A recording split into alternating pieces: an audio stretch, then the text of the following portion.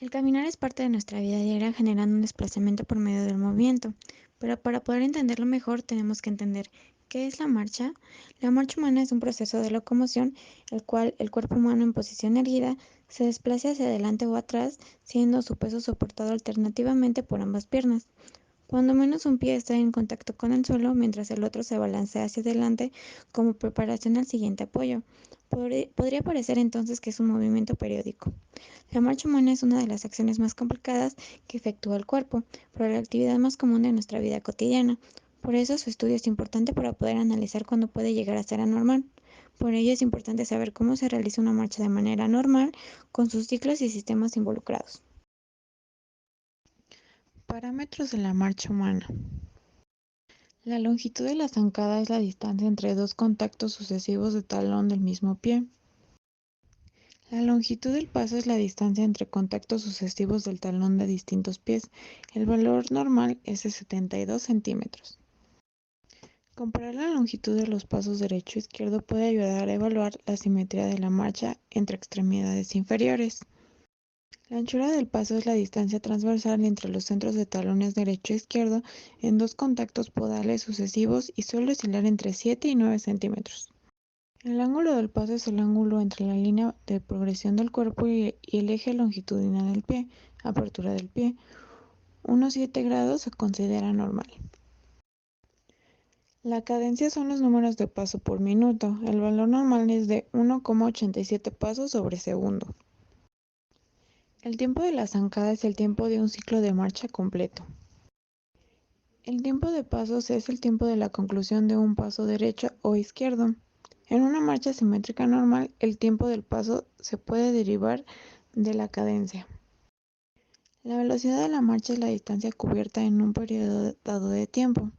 Su medida suele ser metros por segundo o kilómetros por hora. El valor normal es de 1,37 metros sobre segundos. La velocidad de la marcha varía de acuerdo a la edad y características físicas como la altura y el peso. La velocidad es la mejor medida y más funcional de la capacidad de la marcha de las personas. Estrategias para aumentar la velocidad de la marcha. Hay dos estrategias para aumentar la velocidad de la marcha: aumentar la zancada o longitud del paso y aumentar la cadencia. Utilizamos ambas estrategias. La duración del ciclo de la marcha se reduce de 1,08 segundos a 0,91 segundos. También disminuye el porcentaje de contacto bipodal del 24% a 16%. Fases de apoyo y oscilación. Se subdivide de 0 a 100%. El contacto con el talón es el 0% y el siguiente contacto con el mismo pie se considera el final del ciclo o el 100%. En el periodo de apoyo monopodal, el peso del cuerpo se transfiere de una extremidad a la otra. En la marcha acelerada disminuye la fase bipodal, aumenta la cadencia, aumenta la longitud de zancada y se trata de igualar la fase de apoyo y oscilación. Para correr desaparece la fase bipodal y los periodos son sin fase de apoyo. En la marcha lenta aumenta la fase bipodal y existe mayor estabilidad. Suceden 5 cosas en la fase de apoyo. El contacto es el inicio en el que el talón entra en contacto con el suelo, en el 0% del ciclo de la marcha. El pie plano es el instante en el que toda la superficie plana del pie entra en contacto con el suelo. Se produce aproximadamente en el 8% del ciclo de la marcha. El punto medio es el punto en el que el peso del cuerpo pasa directamente a la extremidad inferior en carga. Aquí el pie oscilante está al lado del pie en carga y el trocante mayor del fémur en el plano sagital está verticalmente por encima del punto medio del pie. Corresponde al 30% del ciclo de la marcha o al 50% de la fase de apoyo. El despegue del talón es el instante en el que el talón se levanta del suelo. Se produce hacia el 40% del ciclo de la marcha. El despegue de los dedos del pie es el instante en el que los dedos del pie se levantan del suelo. Se produce en el 60% del ciclo de la marcha. Existe el término llamado despegue que corresponde al movimiento de flexión plantar del tobillo entre el 40 y el 60% del ciclo de la marcha. Oscilación inicial. Es el periodo entre el momento del despegue de los dedos y la oscilación media, 60-75% del ciclo de la marcha. Oscilación media. Corresponde al punto medio de la fase de apoyo de la extremidad inferior opuesta cuando el pie de la pierna oscilante pasa junto al pie de la pierna en carga. Es del 75 al 85% del ciclo. Oscilación final. Es el periodo entre la oscilación media y el contacto del pie con el suelo. Es del 85 al 100% del ciclo de la marcha. Desplazamiento y control del centro de masa del cuerpo. Caminar. Serie de pérdidas y recuperaciones de equilibrio. El centro de masa del cuerpo se ubica por delante de S2 y su movimiento se visualiza mejor siguiendo el desplazamiento de la cabeza o el tronco. Existen dos patrones sinusoidales del movimiento del centro de masa en direcciones vertical y mediolateral que se superponen. Si miramos una persona de perfil, apreciaremos que la altura mínima del centro de masa se da en el punto medio de ambos periodos de apoyo bipodal, mientras que la altura máxima se produce en el punto medio de ambos periodos de apoyo monopodal. El desplazamiento promedio es de 5 centímetros. En un plano horizontal, vemos cómo el centro de masa se desplaza alternativamente de una extremidad a otra. La posición máxima del centro de masa a la derecha se produce en el punto medio de la fase de apoyo sobre la extremidad inferior derecha, 30% del ciclo, y viceversa, 80% del ciclo. Un desplazamiento medial lateral total de unos 4 centímetros se produce durante la marcha normal. Esto aumenta si el individuo camina con los pies más separados o disminuye si camina con los pies más juntos. Plano frontal. Contacto con el talón. La articulación subastragalina está de 2 a 3 grados en inversión. Punto medio. La pelvis del lado oscilante desciende a ABD. La cadera se mueve por el movimiento de la pelvis y el fémur. La rodilla se mantiene en ligera ABD y la subastragalina está en una inversión máxima de 2 grados. Despegue del talón. La cadera de apoyo se mueve progresivamente en ABD y la cresta oscilante se levanta y la articulación subastragalina entre las fases de despegue del talón y la de despegue de los dedos realiza una inversión de 6 grados. Oscilación inicial. La rodilla va a una ABD de 5 grados. Oscilación final. En la cadera la articulación coxofemoral va a una posición neutra y la subastragalina, el calcáneo regresa en una ligera inversión. Plano horizontal. Contacto con el talón. El EIAS de la pelvis del lado de la carga está adelantado, en comparación del EIAS sin carga.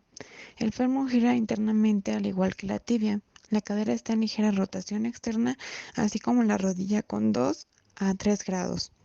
El codo va a una flexión de 20 grados y el hombro a una extensión máxima de 25 grados. Punto medio. La pelvis genera una sinestrorsum o rotación a la izquierda. El fémur y la tibia invierten la dirección y giran externamente. La cadera rota internamente y la rodilla igual. El codo va a una flexión de 45 grados y el hombro a una flexión de 10 grados. El despegue del talón. Es el instante en el que el talón se levanta del suelo. Se produce hacia el 40% del ciclo de la marcha. El despegue de los dedos. La pelvis va hacia una dextrorsum o gira a la derecha y la rodilla gira internamente 5 grados, así como el codo se extiende y el hombro genera una flexión de 45 grados. En la oscilación, el fémur y la tibia rotan internamente, la cadera va a una rotación externa, la rodilla gira externamente y el hombro equilibra las fuerzas rotacionales. El tronco sigue el patrón de traslación y hace disociación de cintura. Plano sagital. Al iniciar la marcha, la pelvis se encuentra en una posición neutra.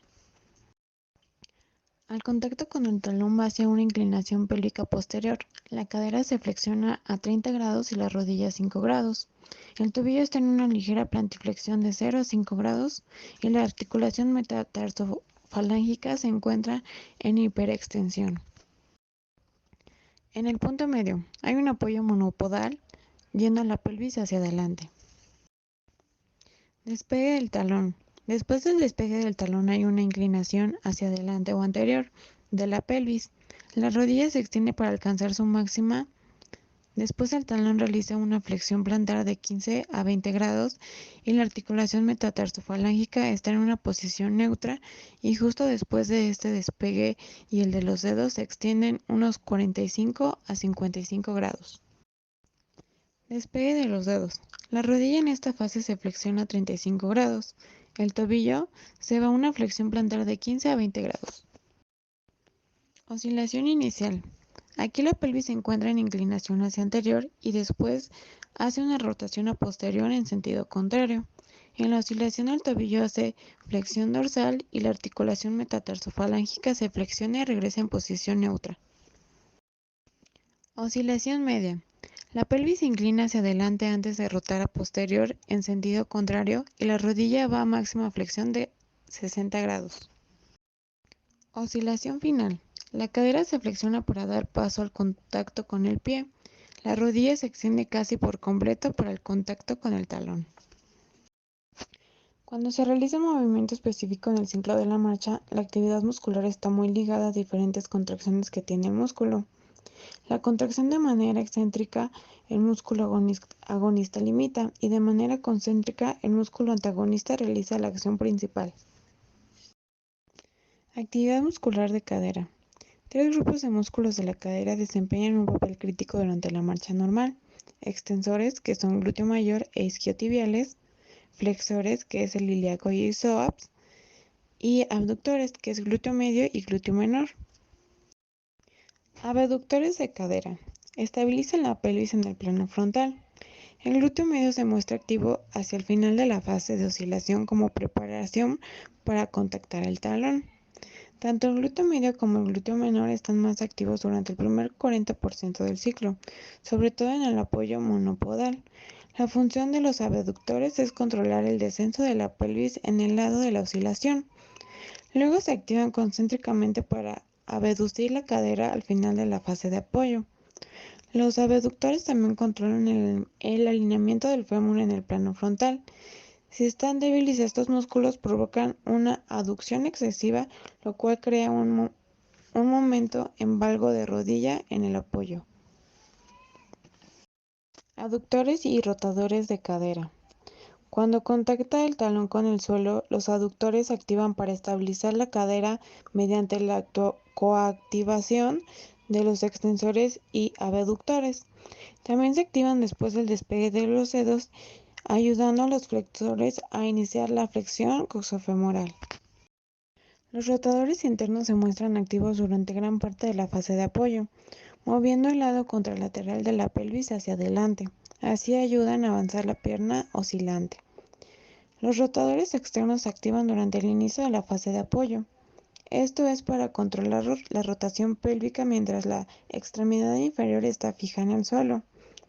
Una fuerza o control inadecuado de estos músculos puede causar una rotación interna excesiva del fémur, sobre todo en personas con excesiva pronación de pie. Extensores de rodilla. El cuádriceps se muestra activo al final de la fase de oscilación como preparación para el contacto del talón con el suelo. La mayor activación se produce poco después del contacto del talón. Aquí controla la flexión de rodilla que se produce durante el primer 10% del ciclo. Además, la activación excéntrica amortigua la velocidad de aceptación del peso del cuerpo sobre la extremidad inferior.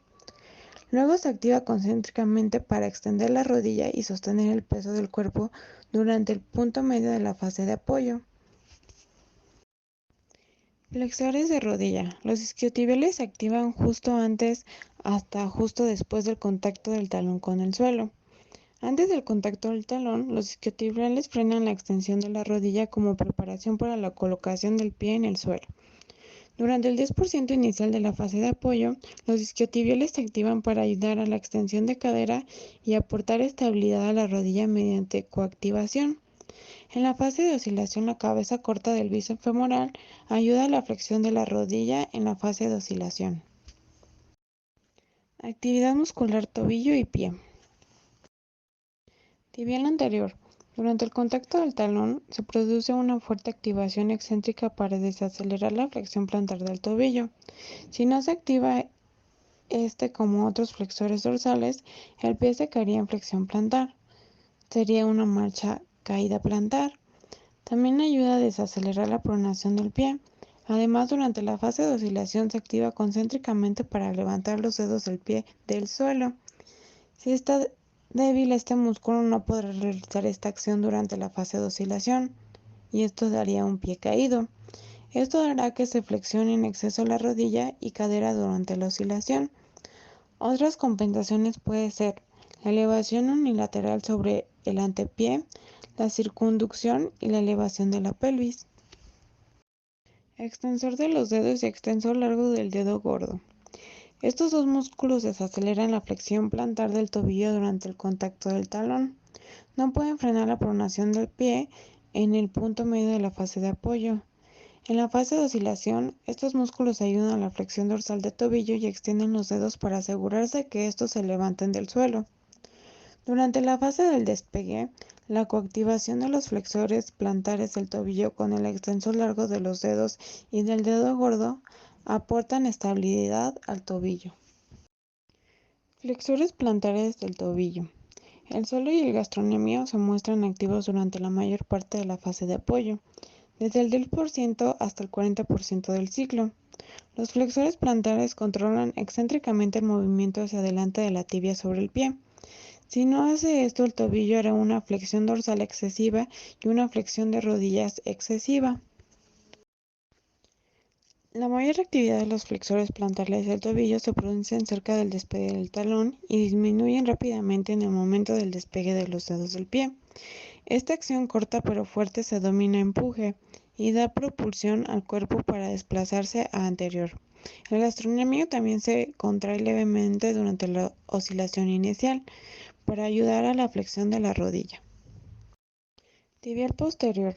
Es un potente supinador del pie. Se activa entre el 5 al 55% del ciclo.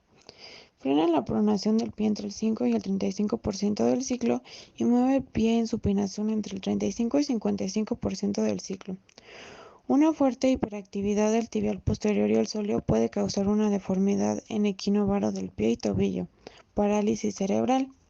Las personas activas con pie plano y en pronación desarrollan el síndrome del compartimento tibial, que se produce por sobrecarga al tratar de controlar la tendencia a la pronación excesiva del pie durante el inicio de la fase de apoyo. Peroneos. Se muestran activos del 20 al 30% del ciclo hasta justo después del despegue del talón.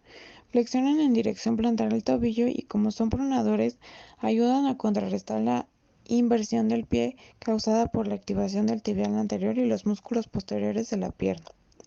Ayudan al alineamiento y estabilización de la articulación subastragalina.